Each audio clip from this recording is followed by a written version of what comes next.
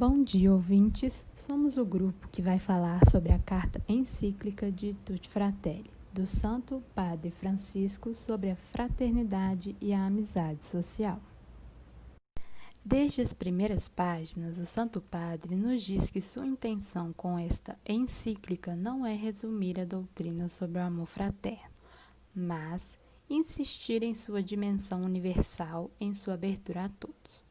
O Papa diz que a encíclica social é uma contribuição à reflexão para que, perante as várias e atuais formas de eliminar ou ignorar os outros, possamos reagir com um sonho de fraternidade e amizade social e que não pare nas palavras. Embora eu tenha escrito a partir das convicções cristãs que me encorajam e me alimentam, tentei fazê-lo de forma que a reflexão se abra ao diálogo com todas as pessoas de boa vontade, diz o Papa. No capítulo 1, As Sombras de um Mundo Fechado, o Papa Francisco adverte que os passos que a humanidade deu direcionou a um rumo com várias formas de integração, que pareciam ter ficado para trás, com o retorno de conflitos anacrônicos que pareciam superados e de nacionalismos fechados e agressivos.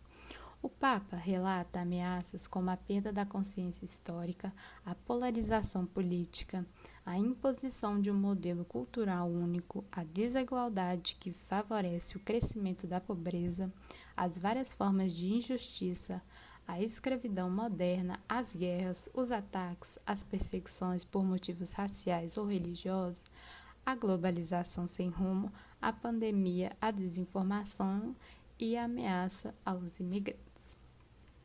Apesar dessas densas sombras que não devem ser ignoradas, o Papa assegura que, com esta encíclica, pretende deixar uma mensagem de esperança.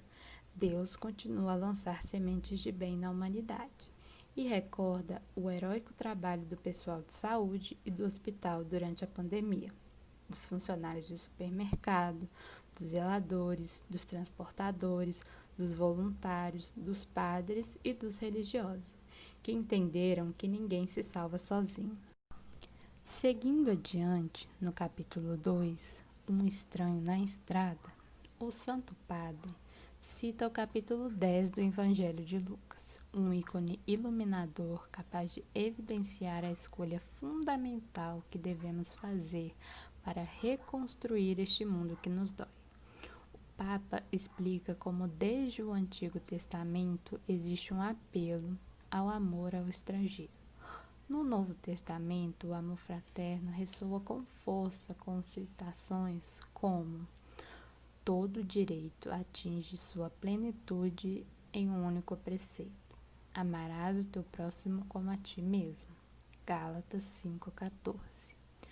O Papa lamenta como o crescimento da humanidade em diferentes aspectos ainda não mudou a forma como apoiamos os frágeis e fracos de nossas sociedades desenvolvidas.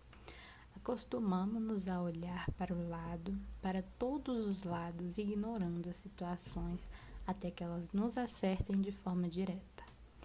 Ele reconhece que às vezes o surpreende como a Igreja demorou tanto para condenar com força a escravidão e as várias formas de violência.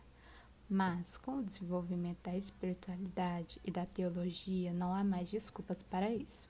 No entanto, ele lamenta como alguns se sentem encorajados para sustentar várias formas de nacionalismos fechados, violentos e atitudes xenofóbicas.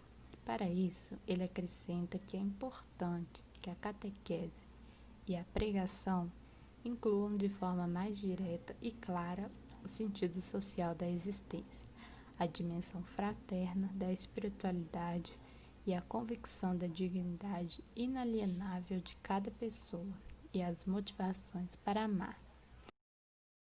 Capítulo 3. Pensando e criando um mundo aberto.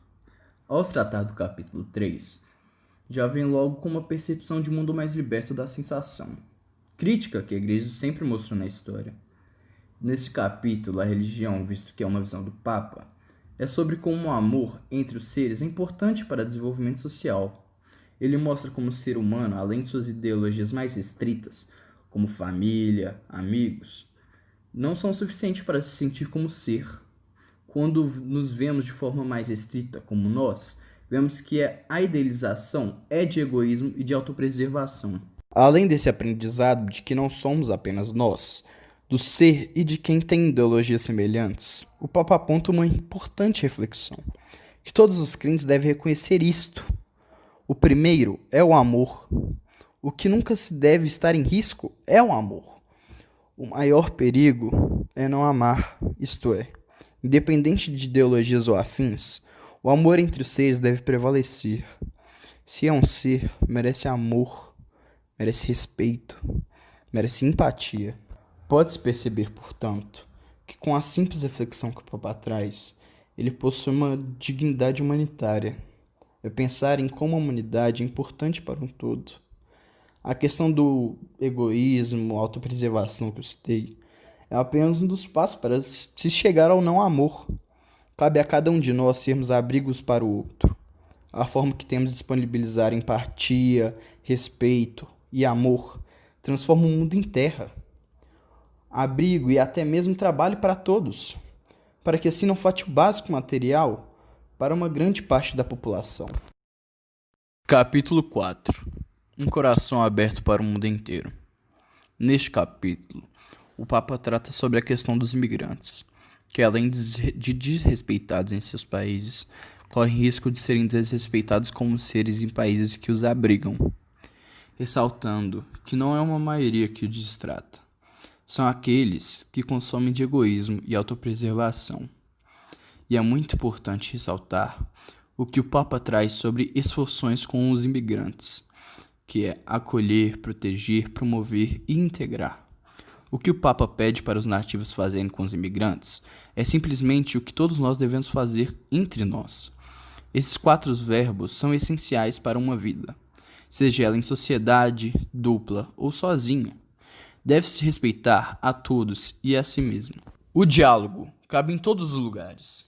E com os imigrantes não seria diferente. Evitar a esclerose cultural é um caminho importante para a vida social universal. Cabe a nós entendermos que cada um tem o seu valor, cultura e experiência. Por que não utilizar desses meios para agregar um valor? Lembrando que não é concordar ou impor, é respeitar.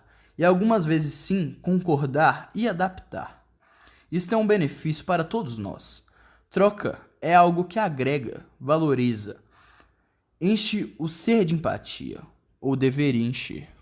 Por fim, o Papa traz um relevante conhecimento para ensinar, que nós precisamos desenvolver essa consciência de que hoje somos todos salvos ou ninguém é salvo.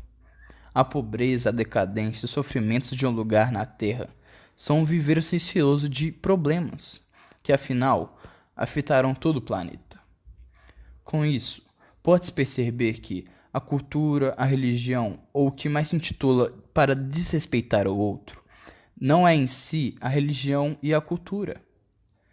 É o ser humano que ainda não conseguiu a empatia, pois o Papa bem expressou: toda cultura sã é aberta e acolhedora por natureza, de modo que a cultura sem valores universais não é uma cultura verdadeira. Portanto, para seguirmos um novo mundo mais social, nada como o respeito, a empatia e principalmente o amor. Capítulo 5. A melhor política. Começando com uma frase do Papa: para possibilitar o desenvolvimento de uma comunidade mundial, capaz de realizar a fraternidade de povos e nações que vivem em amizade social, é necessária a melhor política a serviço do verdadeiro bem comum. O Papa denuncia que a forma atual de fazer política geralmente não incorpora os fracos e não respeita a diversidade cultural. Especificamente, critica o populismo, entendido como a capacidade de alguém cativar para instrumentalizar politicamente a cultura do povo, com qualquer signo ideológico a serviço de seu projeto pessoal e de sua perpetuação no poder. E o dogma de fé neoliberal, pois garante que o mercado por si não resolva tudo, e assegura que a boa política se baseia no amor, na caridade, na solidariedade, pois uma visão que ultrapassa toda a visão individualista nos faz amar e nos leva a buscar o bem-estar de todas as pessoas. Capítulo 6. Diálogo e amizade social. O diálogo é o primeiro passo para nos aproximarmos, para nos expressarmos, para sabermos, para tentarmos compreender e encontrar pontos de contato. No entanto, o Papa garante que não devemos confundir o diálogo com uma febril troca de opiniões nas redes sociais, muitas vezes guiada por informações nem sempre confiáveis. O diálogo social autêntico supõe a capacidade de respeitar o ponto de vista do outro, aceitando a possibilidade de que contém algumas convicções ou interesses legítimos. No entanto, o Papa alerta para os riscos do relativismo, que, disfarçado de tolerância, acaba facilitando os valores morais a serem interpretados pelos poderosos, de acordo com a conveniência do momento. O diálogo que precisa ser enriquecido e esclarecido por razões, por argumentos racionais, por perspectivas diversas, por contribuições de diferentes saberes e pontos de vista, e que não exclui a convicção de que é possível chegar a algumas verdades elementares que devem ser sustentadas. O Papa Francisco propõe mudar a falsa tolerância por um realismo dialogante, onde possamos ser fiéis aos nossos princípios, mas reconhecendo que o outro também tem o direito de tentar ser fiel aos seus. Isso será possível se praticarmos a gentileza. Capítulo 7. Caminhos da reunião. O processo de paz é um caminho que deve ser percorrido com honestidade, sem dissimulações e ocultamentos. A história tem de ser contada como é, e as vítimas dos demagogos devem ter sua memória garantida e respeitada. A verdade, que é percursora da paz, deve dialogar com a justiça, mas também com o perdão e a misericórdia. A violência e a intolerância devem ser cumprimentadas com a reconciliação e o perdão, mas não de maneira submissa, colocando os direitos próprios nas mãos de corruptos e mal-intencionados. Papa Francisco diz que perdoar não é permitir que continuem a rebaixar a própria dignidade e a do outro. Quem sofre injustiça deve defender os seus direitos, precisamente porque deve guardar a dignidade que lhes foi dada, uma dignidade divina. No constante dos grandes acontecimentos históricos, o pontífice afirma as posições de fraternidade e igualdade pregadas na Bíblia e nos preceitos de Jesus. Diz que a pena de morte é indefensável e que as guerras estão longe de ser um fantasma do passado, sendo necessária a reafirmação dos tratados de não proliferação de armas e um investimento em caminhos não bélicos para soluções dos conflitos que possam ser apresentados ao cenário mundial. Capítulo 8. Religiões a serviço da fraternidade no mundo. É necessário perceber a religião como um instrumento de diálogo entre diferentes povos, não apenas em função da diplomacia e tolerância, mas também com o objetivo de estabelecer uma cultura de paz e harmonia, pautada nas diferentes experiências contempladas pelo poder edificante da fé, seja qual for a religião tratada. Na falta de uma verdade transcendente, o Espírito real de Deus, o poder que triunfa é o do individualismo e oportunismo humano, que, rejeitando os preceitos de fraternidade, prega o totalitarismo e nega a dignidade aos diferentes. Usar o nome de Deus para infligir o mal a terceiros é deturpar a palavra em benefício próprio. A partir disso, o pontífice categoricamente influi que o culto sincero e humilde a Deus não leva à discriminação, ao ódio e à violência, mas ao respeito pela sacralidade da vida, ao respeito pela dignidade e liberdade para os outros, e compromisso de amor para todos. A liberdade religiosa como preceito básico de direito deve ser defendida. Nenhuma pessoa deveria ser perseguida por sua religião, visto que todos os conjuntos de crença têm algo de fraterno a oferecer para o debate público e vida em sociedade. A Igreja Católica pede a união dos povos e a liberdade para professar sua fé, mesmo quando vista em situação de minoria. Para o Papa Francisco, o diálogo é a saída para o conflito de diferenças, e mesmo nos acontecimentos mais diversos, é possível trilhar o caminho de Deus, ou seja, o caminho da paz. A encíclica se conclui com um apelo para a unidade dos povos e da fraternidade. Francisco ainda cita personalidades não católicas que tiveram grande importância na luta pela igualdade e compaixão, Martin Luther King, Gandhi e outros, e finaliza com a passagem: em nome de Deus, que criou todos os seres humanos iguais nos direitos, nos deveres e na dignidade, e os chamou a conviver entre si, como irmãos, a povoar a terra e espalhar sobre ela os valores do bem, da caridade e da paz.